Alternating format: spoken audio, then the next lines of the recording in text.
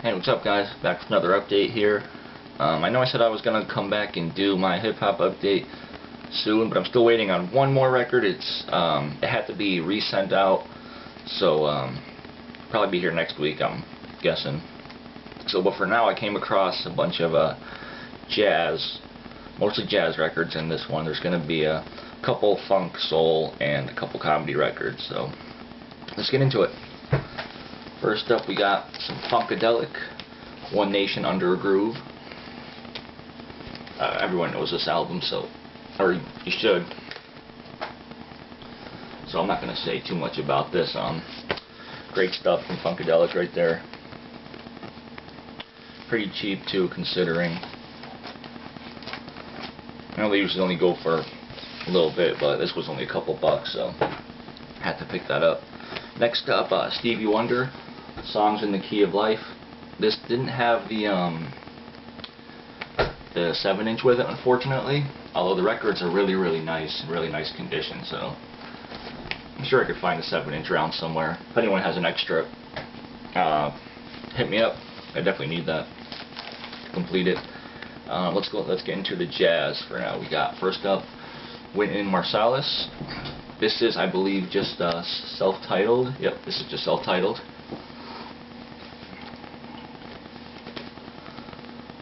If you don't know who Wynton Marsalis is, he is member of the Marsalis family. His brother is Branford, his father is Ellis. If you've never heard of him, definitely look him up. He's a great, sorry, just looking track. He's a great trumpet player. And a bunch of different people on here. We got his brother Branford, got a Clarence, Kenny Kirkland, Jeff Watts, Herbie Hancock is on a couple tracks. This is from 1982 on CBS, I believe. Let's see what label this is. Columbia? Yep, Columbia. So all these jazz records are really clean. I got them basically all in one lot, and a really great deal for them too. For all the jazz records in this lot, I basically paid just about $5, so came out to a great deal. Next up, we got another Wynton album. This is, I believe, yep, Black Codes from the Underground. This is from 1985, so 2 years before that last one. Is this also on? Yep, also on Columbia.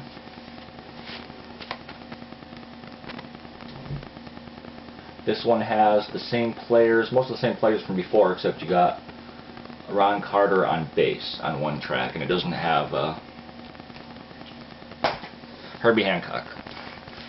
Next up, we got Wynton Marsalis, just titled Wynton, and this is a live performance with the Art Blakey Band from Art Blakey and the Jazz Messengers on October 11th, 1980. Really nice one. I really did enjoy this one quite a bit. This is on the Who's Who label, which you guys see that? You guys can kind of see that. I think not really too familiar with that label.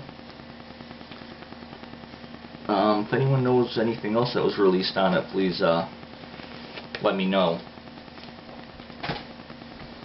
Next up, we got his brother Branford Marsalis, and the same with this one. This is Renaissance from 1987 as well, and most of the same players that were on the first album that I said there are also on this. Kenny Kirkland, and then you got Bob Hurst on bass and Tony Williams on drums on a few tracks as well. I believe this is also on Columbia. Yep. Next up, we got a fusion album, Alive Mother for Ya. See, now this is Steve Kahn, Alphonso Johnson, Billy Cobham, and Tom Scott. Also on the Columbia label. I'm not going to show you guys know what it looks like. A really strange cover there. There's I'm not sure what that is, an Amish lady, I'm guessing, with hooked up to electricity, sitting on an electric chair maybe? I have no idea. I don't know. But pretty decent stuff right there though. Next up, one of my favorite jazz albums, Keith Jarrett, the Cologne Concert, or the Cologne Concert, I'm sorry. You know, people always say differently, but it's Cologne is a city, but Great stuff right here. This is my second copy of this one, actually, although I did sort of already promised it to somebody. So this is on ECM, obviously, if you don't know. If you're interested in jazz at all, I definitely recommend at least giving this a listen if you haven't heard it before. So great stuff right there, in my opinion. Next up, we got some more Keith Jarrett, Shades, from 1976 on Impulse. Or this is on ABC Impulse, I'm sorry. This is on that ABC Impulse label.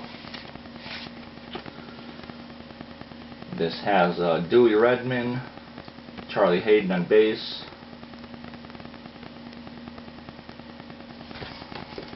I like the cover on that. Pretty cool cover. Another Keith Jarrett, Mysteries. Is this also on? Yep, also on ABC, I believe. Yep, ABC Impulse.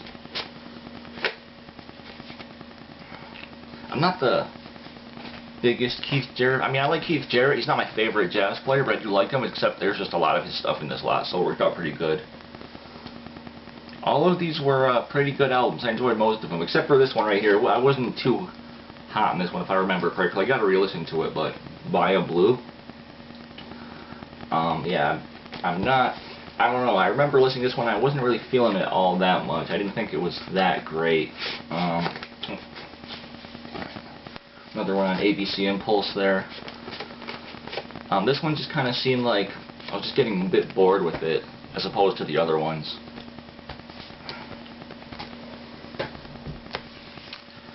We got Gary Peacock, Tales of Another, with Keith Jarrett and Jack Dejanette.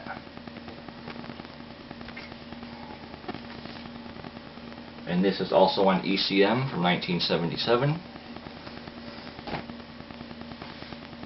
And that's the end of the Keith Jarrett, I believe. Next up, we got a couple Bill Evans albums. First up, You Must Believe in Spring from 1981. I know some people said they really loved this album. I didn't love it as much as I was hearing. I heard that it was a really fantastic album, and I really didn't think it was. I thought it was okay, but I didn't think it was fantastic.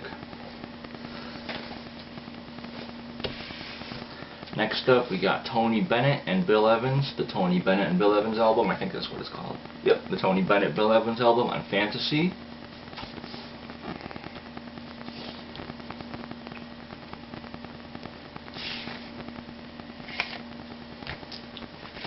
I am not a huge Tony Bennett fan at all, so this was definitely not one that I will be keeping. Excuse me. If anyone's really interested in it, let me know and I'll send it over. If not, then I got someone in mind I'm going to send it to. Next up, we got Phineas Newborn Jr., The Piano Artistry of Phineas Newborn Jr. This is actually his first album. It's just retitled. I forget what the I believe the original album went under a different name. I'm trying to see if I can find it on here. Yeah, it was called Here is Phineas, The Piano Artistry of Phineas Newborn Jr., I believe was the first name, from 1956. So, it was pretty good. Can't complain, you know. Wasn't bad at all. On here you have Oscar Pettiford, Kenny Clark, Calvin Newborn, and Phineas Newborn Jr. himself. Next up, we got some Jean-Luc Ponty. What's the name of this one? Imaginary Voyage. You guys should know who Jean-Luc Ponty is. He's a violin player. This is kind of like a, I don't know, fusion space rock kind of album, as they call it. Not really my thing. I didn't love this. Once again, if anyone's interested, maybe we can come up with some kind of trade. All these albums are in pretty good condition. They're all VG plus and above. Most of them are pretty nice, though. And lastly here, we got a couple comedy albums. We got a couple from George Carlin, On the Road from '77. I'm not huge into comedy albums, but I do like George Carlin.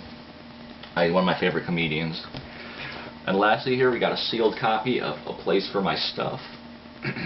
Excuse me, A Place for My Stuff. This is, I noticed a couple different versions of this. I don't think there's any difference in the actual track listing. The only difference is one version has a parental advisory sticker right here at the bottom, and this one doesn't. So, I'm not sure if that makes any kind of difference. I don't think it does. But, yeah, that's it, guys. Thank you very much for watching, and I will be back shortly with my hip-hop update. Like I said, probably next week. Although I did go back to my storage bin and pick up a few more things. This time I pulled out some non-hip-hop stuff as well as some hip-hop stuff, so I'll probably do the non-hip-hop stuff first. And then I'll get back to my hip-hop updates again, so it should be pretty soon though. So thank you all for watching, and I'll talk to you soon. Peace.